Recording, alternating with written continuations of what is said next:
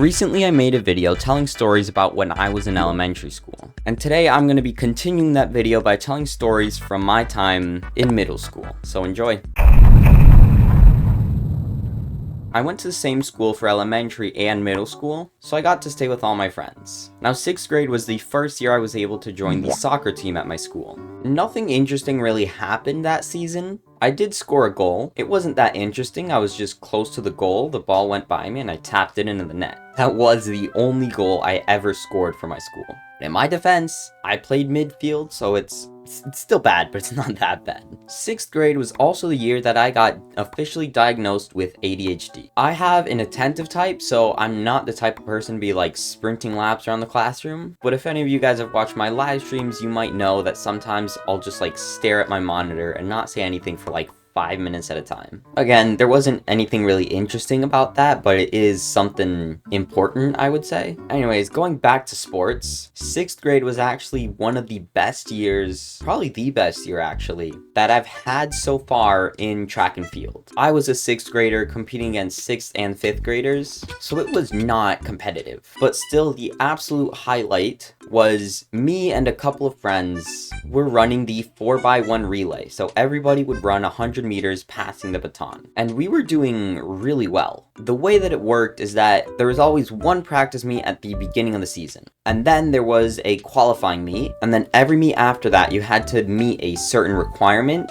to be able to qualify to the next meet. I think that there was 3 or 4 qualifying meets in total. And our relay team managed to make it all the way to the city championships. And I live in a pretty big city, so it's kind of impressive that we made it there. The meet before the city championships, we absolutely smoked everybody. We finished like a good 3 seconds before everybody else. And if you haven't done track that much, it might not seem like that much, but that really is a very big distance. Now, we didn't do too well compared to everybody else in city championships. In our heat, in our race, we didn't do that well. I think we were 4th or 5th, but what really mattered was time. The 6 teams with the best times got medals, and we managed to place right at number 6. I actually still have the medal, hold on. They gave us this beast of a medal. I am gonna have to blur it for privacy reasons, but still, that is one of the best memorabilia that I have. One very fond memory that I hold very near and dear to my heart was this one time when we had a substitute teacher for our Spanish class. And she was there for like 3 months or something. And right now, you might be thinking,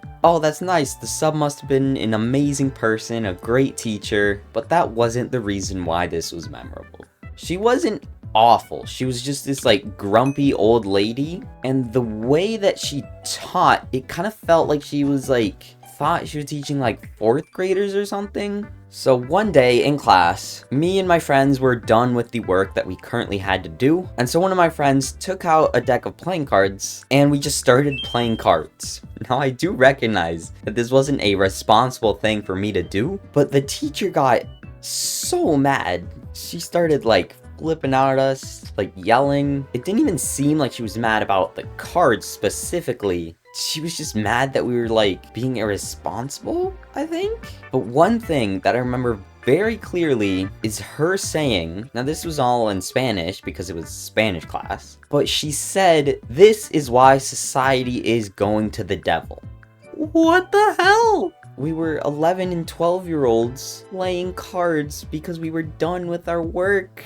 And now society's going to the devil? For the most part, I wasn't arguing with the teacher, but this one friend of mine, he has a very explosive personality. And him and the teacher were just going back and forth. It was an epic argument. At one point, my friend said something absolutely terrible. He used some very foul language. He said, "Damn."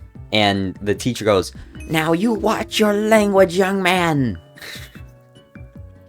And then later, it got to the point where the teacher just starts screaming at my friend saying, "Shut up, shut up, shut up." And my friend goes, "You told me to watch my language, now look at you." And this whole thing ended with my friend getting sent outside of class, and they sent the like school security to go over and like talk to him. But it was one of the most epic and wild things I've ever witnessed. And apparently some other kid got into an argument with her, and it ended with the teacher crying. And I wasn't there to witness it, so I can't confirm this story, but I've heard more than one person say it. This next part isn't really that interesting or exciting, but I do want to leave it in to like be able to look back on this and remember it for when I'm 70, to be able to like look back on this video. So I became friends with this guy in 6th grade, and at first it was just this really nice friendship. We were good friends, we were hanging out and stuff, but there were times when he just like wasn't too good of a friend. He didn't do anything really bad. It was just like sometimes he would piss me off, and instead of apologizing, he would just go like, no, I was just joking. Essentially, it's just a prank, bro. And it got to the point where I felt like I would, like, whenever he would be pissed, I would apologize to him, but I didn't feel like he was really doing the same to me. So I cut ties with him. I didn't talk to him at all for like during 7th grade. And then in 8th grade, we became friends again. So we're all cool now. So now 6th grade is basically over. I think that there was like 5 days left in the school year. And this 7th grade girl walks up to me and says, hey, my friend over there has a crush on you. I think they asked for like my Instagram, but I didn't have Instagram. And I said that I had Discord, and they asked me for that, and I wrote it down like on a popsicle stick. It's so cringe. And I wasn't really interested in dating them. I also did think that it was weird, seeing as I was in 6th grade, they were in 7th grade. And the story continues into 7th grade. Now, there was one more thing that happened during 6th grade near the beginning of the year that was completely crazy, but I can't share it for privacy reasons. Like, if you Google like the general events of this incident, my school is the only thing that would pop up. Nothing bad really happened to anybody, and in a couple years I might be able to talk about it, but for now I just can't talk about this. And now for 7th grade, I think I'll just do a text. So continuing with the story of this 7th grader, I guess now they were an 8th grader, I was 7th grade, there was this dance coming up, and one of the 8th graders walked up to me, said that, oh, my friend wants to go to the dance with you. Like, talking about the same person from 6th grade. I wasn't there for this, but what a friend told me was, apparently, what you need to know about me is that I used to be, like, really short. Right now I'm, like, a good height for my age, but back in the day I was just like below average height, and apparently the girl saw our height difference, saw that I was like a lot shorter than her, and instead she decided to ask out another friend of mine who was really tall. And that was the end of that story. 7th grade really wasn't that memorable of a year. I became friends with a lot of people who I'm still really good friends with today. That year was also when I had my little streak of 2 weeks of daily uploading. So that year, on my birthday, me and a friend went to Six Flags. And I have a bunch of videos of it. And what I thought was, I'm gonna turn this into a vlog. So then I went around all day, I was vlogging the experience, and then obviously me being me, when I got home I procrastinated editing it, and then eventually I was like, alright, I'm gonna get around to editing this. But then I realized that the video was going to be boring as hell, because obviously I was a good boy, I listened to the rules, and I didn't take my phone on any of the rides, mainly because I didn't want it to fall like 50 feet. But so then I realized that the video is just me talking about the rides I was going to go on, and then my mom recording me like exiting the rides. So it was going to be the most boring and pointless Six Flags vlog ever made. But I still have the footage on my phone, and I might do something with it. I could make like a video talking about going to Six Flags. I mean, let me know if you guys want that. 7th grade was also the year that I got my cat, Whitney. I'll put an image of her right here. And the last thing I remember from 7th grade was going to Raising Cane's with my friends on the very last day of school, and ordering an entire cup of cane sauce. I'm pretty sure most schools do this, but my school offered an algebra course, so you could take algebra instead of 8th grade math. And one of my favorite jokes to make with my friends was calling each other our algebros. And I just took this way too far. Whenever they like insulted me or anything, I would say that they algebra betrayed me. At the end of the day, they were the algebra best. They were the X to my Y's. So shout out to my algebros. So seeing as my school was K through 8, we had recess all the way through 8th grade. And now there are a couple things I did forget to mention in earlier grades for recess. There's this period in 6th grade when my friends and I would play this game where I would have ketchup packets and then my friends would try to take them from me and either like stomp on them or like throw them over the fence. And also during like 6th and 7th grade, me and my friends would play infection a lot, and that was really fun. That was like there's this one time where half of our grade was playing infection with us. Those were good times. But in 8th grade, what I did basically every single day in recess was play soccer. Now, it started off with just like somebody would bring a ball and I would play with all my friends. And instead of making new teams every single day, we would just like keep the same teams. And then we started to take it a little bit more seriously. Me and my friends started making lineups and having different game plans for the game. So our team was called Santold FC, their team was called Thomas FC, and somehow we ended up naming the league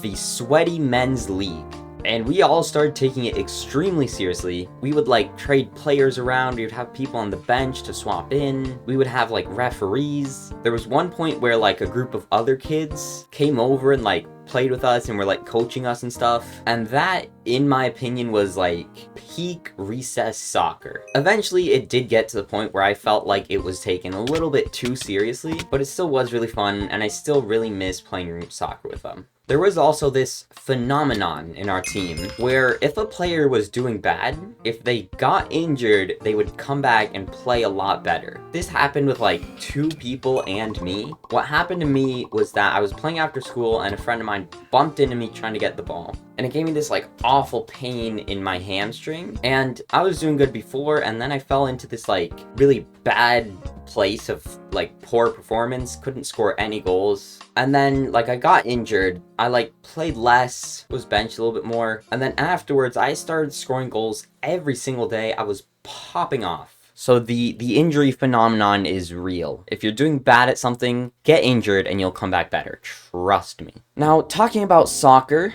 that was the best season for my school soccer. Now, for me personally, there were a bunch of games when I thought I played really well. There were a couple games when I thought I didn't play that well, but we were just doing really good. We were undefeated. We were winning every single game. And it came to the climax where we were at this school. We played a game. If we won that, we went on to the district finals. Now, this is when I made a terrible mistake, and I regret this so much. So the coach called me and another midfielder over and said, I only have a spot for one of you guys to play today. You know, who is it going to be? And I was nice, and I told the other guy, you can take it, it's fine.